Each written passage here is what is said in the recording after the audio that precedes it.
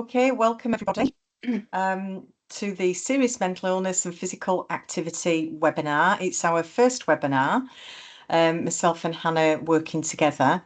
And what we're going to do is obviously introduce ourselves. So first of all, my name's Debbie Taylor-Payne and I'm the Serious Mental Illness Annual Health Check Champion for Pennine GP Alliance. I'll let you introduce yourself, Hannah. Hi everyone, my name's Hannah Davis and I am the General Practice Physical Activity Champion for PGPA. So it's just 30 minutes because we realise how busy everybody is. So we're not going to take questions throughout the webinar, if that's okay. We're going to wait till the end. If people have got questions and want to stay, then we're quite happy to answer those questions. If not, we'll both be leaving our email addresses for everybody and you can contact us at any time anyway. So the actual session then, the overall aims, it's for healthcare professionals. It could be anybody that's patient facing. I do realise that we've got people from Pennine GP Alliance that are working in GP surgeries, but we've also got people from outside who are working in the community. But I think all of us have got something in common. We all perhaps work with people with mental health issues and some with serious mental health issues.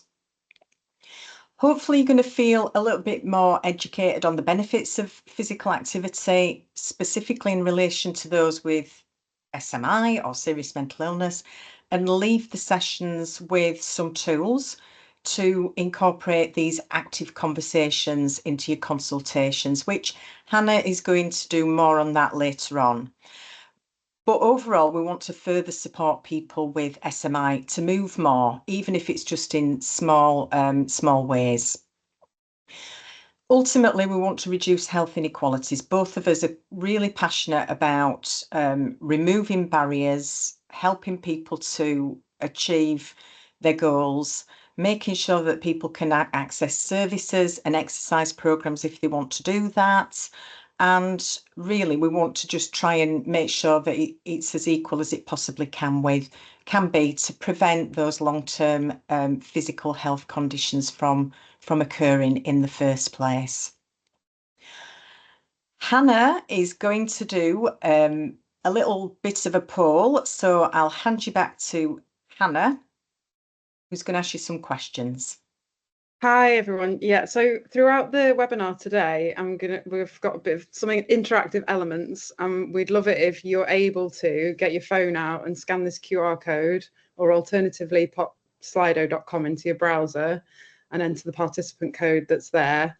And we're starting off by just asking some questions about where you work and what your role is. And then throughout the webinar, there'll be a couple more questions around just gauging your experience of SMI and physical activity and kind of the effectiveness of this webinar as well. So this is the first one. We'll get that started.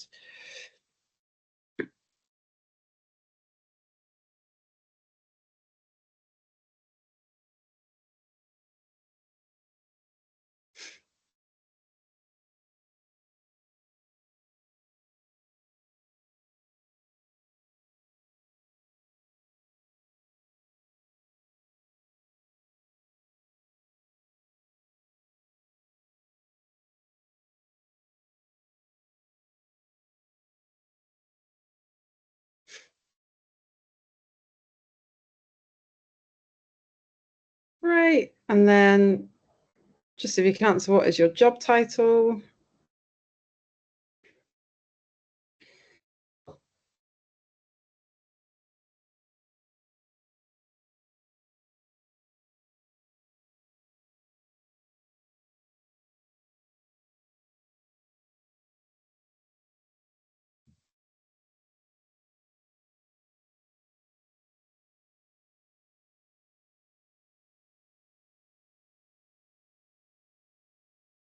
Great, we've got a whole range of different roles popping up here. It's great to see.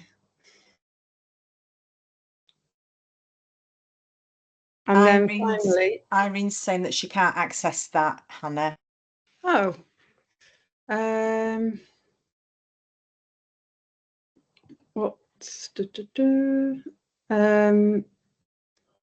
Okay, I'm not sure how to figure it out without knowing more about why you can't access it, Irene, is it because the code's not working or the QR code's not working?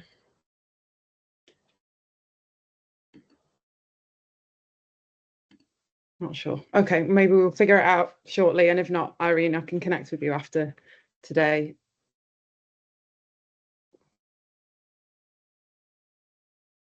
Oh, there's another 7 in there, Irene. Sorry, is it showing on the slide? It's a bit funny. There's a 7 after that. 717. This. There you go.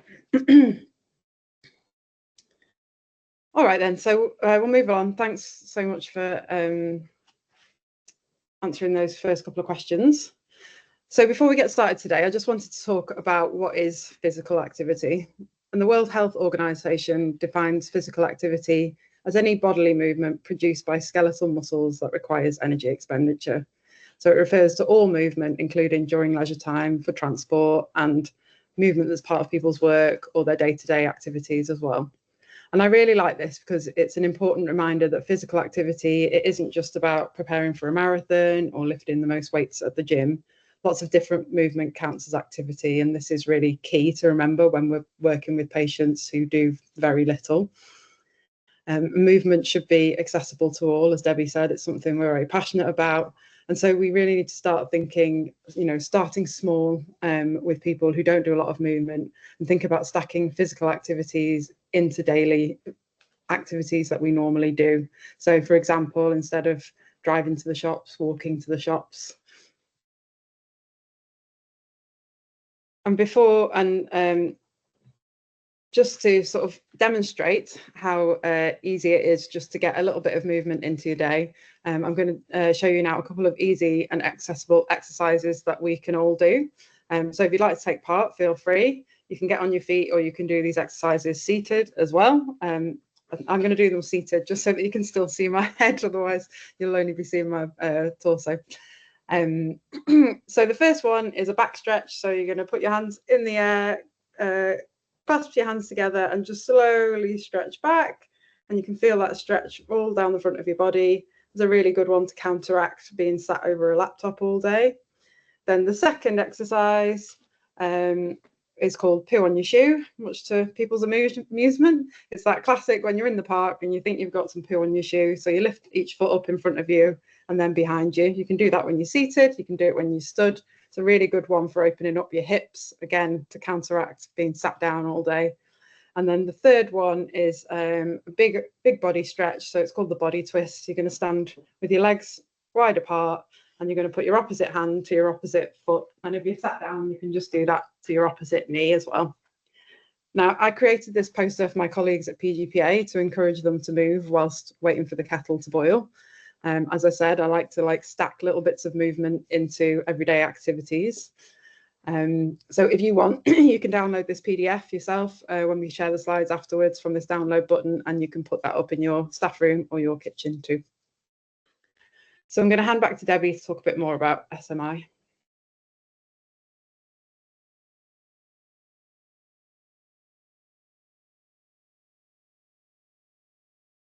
Oh, you're on mute, Debbie. Sorry about that, folks. Okay, so those with a serious mental illness experience the greatest health inequalities, and sadly, life expectancy is 15 to 20 years shorter than the average population. And the majority do die from preventable illnesses like smoking-related illnesses and cardiovascular disease. Some of you will be working in the GP practices and will perhaps know that each year those on the SMI register, so that is people that are diagnosed with schizophrenia, bipolar disorder and psychosis, they're offered an annual health check. And this can be a really good opportunity to discuss goals for keeping fit and increasing movement. It isn't actually part of the health check at the moment, but what we're hoping is that it will become part of it. But I think as good practice, we can ask these questions, and Hannah will be going through how you can do that in a really, really concise and brief way. So also, people might not attend the health checks, and that's why if you are working with people and you are in the community and you do come into contact with people, it's good to be able to encourage them to attend. And sometimes, because of the mental health, they might not want to go out. It could be that they're less inclined to engage in regular exercise and get kind of caught in a bit of a vicious cycle. And, they do have a lot of barriers that stop them from engaging in physical exercises. So what we're hoping that this webinar is going to do is to help and support you to encourage them to break that cycle so that they're a little bit more active. So why is it important to move more when you've got serious mental illness? So we're going to talk about the benefits later on in some of the slides that are coming up, but the general benefits for everybody, I suppose, really include better sleep, improved in energy levels, and increasing those feel-good hormones that improve people's moods. So specifically, I suppose, to people with serious mental illness, we do have those inequalities. They are more likely to experience the inequalities and problems. And it may be that they've got lifestyle factors that are contributing to their health issues. So it could be smoking, it could be alcohol-related issues, and all this impacts on physical health. And there's a real link between physical health and mental health. So also, the other thing that they do experience is some people are on antipsychotic medication, and that can cause an increase in weight. They may need additional support to form new routines and implement a new plan. So that can impact on their ability to engage in different activities because they might not have that support or that network of support, or they might have lost confidence and feel there's a stigma attached to the mental health. There might be physical barriers. They might be unable to get out and join a gym, or it could be psychological barriers. It can be anything. It can be that they've got fears, phobias. It could be that they've experienced traumas in the past and that stops them from doing certain things. So that physical can impact on their physical health and impacts on the motivation. And as it says on the slide, people with serious mental illness, it's often the physical side of things is often neglected because they're quite focused sometimes on the mental health. And as it states there, the risk of cardiovascular disease is tenfold higher than that of suicide. So it is quite significant, and improving the physical exercise is going to really improve the quality of their lives. So the mental health benefits, there's lots of reasons why people with serious mental illness can improve their mental health by getting physically active. And Hannah's going to highlight some of these things as well later on in the session. Exercise, as we perhaps all know, is a natural mood booster. It can reduce the feelings of depression. It can reduce the stress hormones like cortisol. And those who are experiencing side effects of medication like weight gain can get some relief from increasing movement that helps with the body image and the confidence and things like that. Physical activity, it says, can increase the physical feel-good chemicals known as endorphins and serotonin.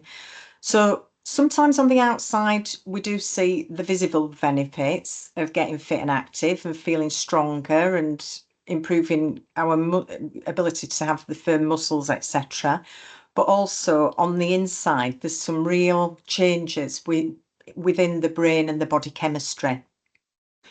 And also, when a person is changing the habits, that has a real impact on the brain. So it's actually changing that person's neural pathways in the brain. So that can lead to a real significant improvement on their mental health and well-being. What we've got as well is on each slide, we've got evidence at the bottom. You'll notice here that there's some evidence. So along the way, there are pointers of where you can get a little bit more theory behind what some of the things that we're talking about in the slides. So Hannah is now going to talk about these social benefits that can also have a massive impact on people's lives. Thanks, Debbie. Yeah, so we know that physical activity has multiple benefits beyond just the obvious health perks that Debbie started to outline there. And this slide shows you some of the key social benefits. If physical activity is done in a community sort of group setting, it has a really positive impact on the individuals involved, regardless of whether you have SMI or not. And community group activities could be an exercise class, but we need to sort of think and broaden our minds a bit as well, and think that movement can also involve things like gardening, litter picking, volunteering, and doing this kind of activities in a group supports the things that are shown on this slide here. So the opportunity to meet new people, to reduce social isolation. We know that people with SMI are much more likely to experience the negative impact of social isolation, helps to build community links, which isn't just great for the person, but great for the community as well, and increase social cohesion. And also it can make exercise more fun. And that's a really important part of developing a longer term habit that someone's going to stick to, is that the activity they do, they have to enjoy it and has to be fun. You know, we all know that we won't do something if we're not enjoying it. So finding what that patient really enjoys is like a really key part of them building this new habit. And as I said, we know that people with SMI are more likely to experience symptoms of social withdrawal. I've linked here a review which discusses how exercise can alleviate some of those symptoms, specifically for people with schizophrenia. And this research also places a great emphasis on making movement accessible too. So physical health benefits are the ones that we probably think of first when we think about physical activity.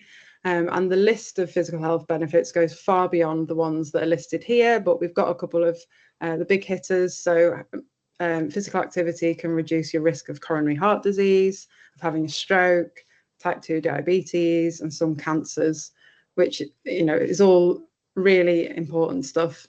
And as Debbie said, heart conditions are one of the key things that people with SMI can experience. So this is really important to highlight these benefits to anyone who has SMI. And I've linked another study here which demonstrates how regular physical activity in patients who had schizophrenia can reduce negative symptoms and also support easing the negative side effects of medication, things like weight gain and anxiety. And there's a point here about exercise making you stronger. And I think that's a really important point to talk about with people, because doing more exercise can give you confidence and ownership over something that is positively impacting you and your body. And if you have a long-term health condition, or, you know, SMI, or any kind of mental illness, sometimes you don't feel like you're in control of what's going on externally to you, and taking ownership over your own activity levels can be something that kind of brings that control back to you, and it can be really helpful for people with SMI. So Debbie's now just going to talk about the individual benefits that patients can receive. Okay, so the individual benefits, we've got lots of benefits, but one of them is if we're working towards that person's goals and what matters to them, that will hopefully improve motivation. I know that some of you are already working with patients and perhaps adopting this kind of approach where you're looking at what is important to that person. It's no good us saying to somebody, we want you to go to the gym 3 times a week if they're more outdoor people. So it's about setting achievable small goals, even if motivation is low and even if the mood is low. These small steps can help to improve motivation, lift people's moods and improve the confidence. And sometimes we often wait, or people with mental health issues often wait for the mood to lift before the motivation, before engaging in different activities, or they wait for the motivation to lift. But what we're kind of advocating is the opposite, and all the evidence base suggests that if we do make small changes and improvements in physical activity, then the mood and the motivation does start to increase. And it also gives people that sense of achievement and that sense of control and being empowered and being more in charge of what they're doing. As Hannah was saying, different forms of exercise can be more appealing. So badging movement as something enjoyable, such as gardening or yoga and things like that, might be that person's particular area of interest. Or if they like to try new activities, it doesn't necessarily have to be something that they've found enjoyment in the past. It could be, I know that in Elland, some of you perhaps already working with an organisation called Project Colt. They do things with bikes. So if you've got somebody that likes tinkering about with bikes, they've got things like Rusty's Road, bike riding stuff. So it's all about improving that quality of the person's life, developing those skills where they can start interacting with people in the community, feeling that sense of teamwork, being engaged with other people, I suppose. There is an organisation, and it's down at the bottom where it says Core Sports. That's a voluntary and community social enterprise called Core Sports, and they were commissioned to develop a programme and work with clients with severe mental illness to tackle those physical health inequalities. And the kind of work that they did covered lots of areas, but what the impact was that it improved people's quality of people's life, and also in measurable ways. Their physical health was measured, and it reduced people's blood pressure. It reduced the BMI and helped them to stop smoking and things like that. So it is all round achievable. It's just putting in the necessary support.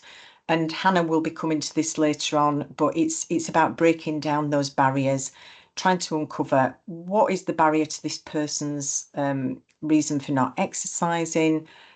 If they're not interested in it, that's absolutely fine. But if there are barriers and it's achievable and they just need a bit of additional support, then it's working that out, I suppose.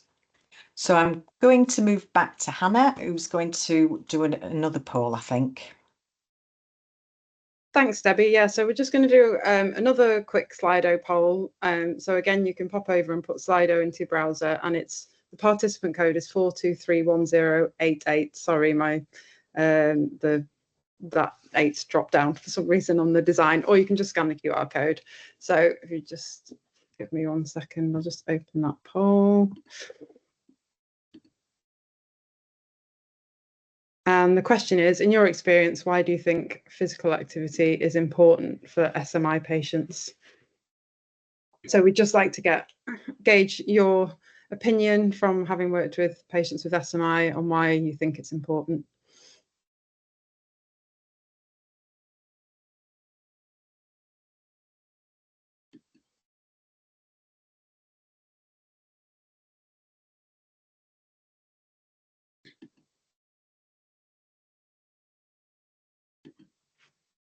All right.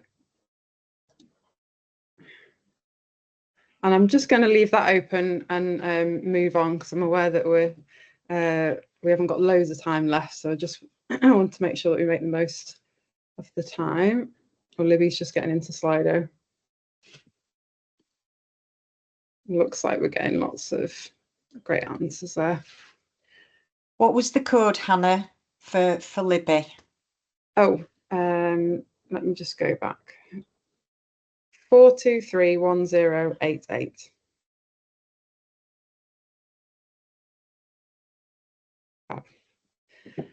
So now I'm going to talk a little bit about what is an active conversation and how we can make every contact count to support some of the things that we've been talking about, building goals and breaking down barriers. So an active conversation with a person who has SMI involves engaging in a dialogue that encourages individuals to reflect on their health and lifestyle choices. It's a collaborative process where the conversation is not just about giving advice, but also taking the time to understand the individual's motivations and their barriers to being active. And there's some key components of an active conversation, and they're key conversational tools that you'll be familiar with. So really listening, fully concentrating on what the person is saying and reading body language, reflecting back what the person has said to them. That's another really great tool for acknowledging that you're listening to someone. Make sure that you reflect back, and that shows that you understand and encourages further discussion. Using open questions, really important to start questions that allow the person to express their thoughts and feelings, so that we can build goals around movement that are based on what it is they really want to do and what their desires are. And then using, classic motivational interviewing techniques, using a supportive and non-confrontational approach to help individuals set and achieve their own goals for physical activity. And there's a whole range of opportunities that we, as people who have contact with SMI patients, have. So to have these conversations. So during an SMI health check, you have the opportunity to ask about physical activity levels. And I've linked a great resource at the bottom of this slide here, which is a reminder that it's not only just important to ask about people's activity levels, but also to advise and act on them as well, utilising referral pathways for patients to get support with physical activity. So I just took this quote from that report, which says, "Don't just screen, intervene," which I thought was a really helpful reminder. And here are some further opportunities for people who have active conversations. So anyone who has, during a patient consultation, people like GPs, psychiatrists, you've got anyone who works in reception, pharmacists, then anyone else in the community, people like Staying Well, adult social care. If everyone who has contact with the patient with SMI has the skills to have these active conversations and is aware of the support available in the community, then the patient is more likely to get that support required to move more. And subsequently, the patient is then, they'll benefit from all of these health perks that we've outlined in our previous slides. And that's really what we want to be able to do today. So how to have active conversations. I've very quickly touched upon what one is. We don't have time to kind of do active conversations training within this session, but I've linked here a couple of really useful training courses. Both are under an hour and a half. They're both free to attend. One's on the BMJ website, and then there's the physical activity clinical champion training on the movement medicine website. And it looks like Libby's just mentioned a training course as well that happened yesterday. So that's really helpful. There's lots out there to learn how to have better active conversations. So some tips for supporting SMI patients with moving more. When conducting an SMI health check, be sure to use the Health Action Plan, which has a section specifically for physical activity and has some resources linked to support the patient in that. I've put here stacking physical activity nudges with patient-led requests. So meet the patient where they're at. So incorporating physical activity into their existing desires.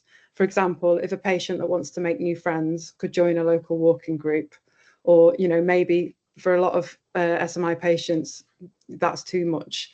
So maybe they're someone who likes to be at home and they like gaming on their computer a lot.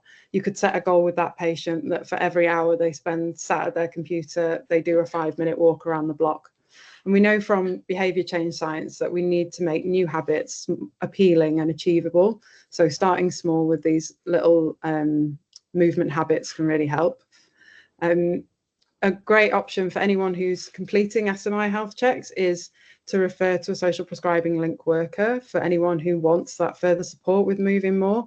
You might not have a lot of time during a health check to develop goals and plans with patients, but link workers do. They have lots more time to spend with patients, and they're all well trained in having active conversations, and they're able to work with the patient to form achievable goals. And then don't forget to utilise resources around the patient. So ensure that friends and family and support workers know about the physical activity benefits and any goals that the patient set. and utilise PGPA experts as well. Debbie and I are here to support you if you need any more advice in this area. And anyone else on this call, I'm sure, you know, this is a great network of people here and we can all support each other in our roles. So I've created a resources page here. Again, we'll share these slides, so you'll have access to all of these.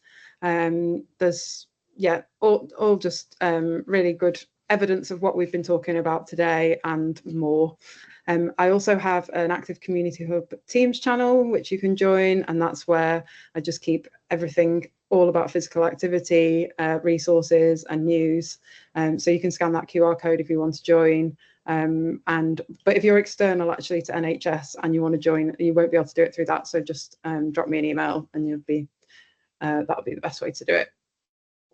So very quickly before we finish up, we're going to do one more poll just to kind of gauge how today has gone for you and any feedback on the session. So we're just going to ask you again through the Slido poll, how confident do you feel in having active conversations?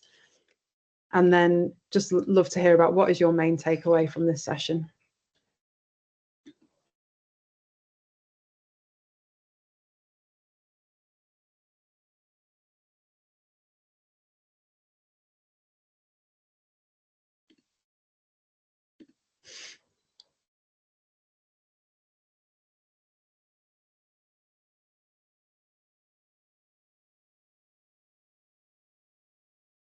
Good to see that people are feeling confident.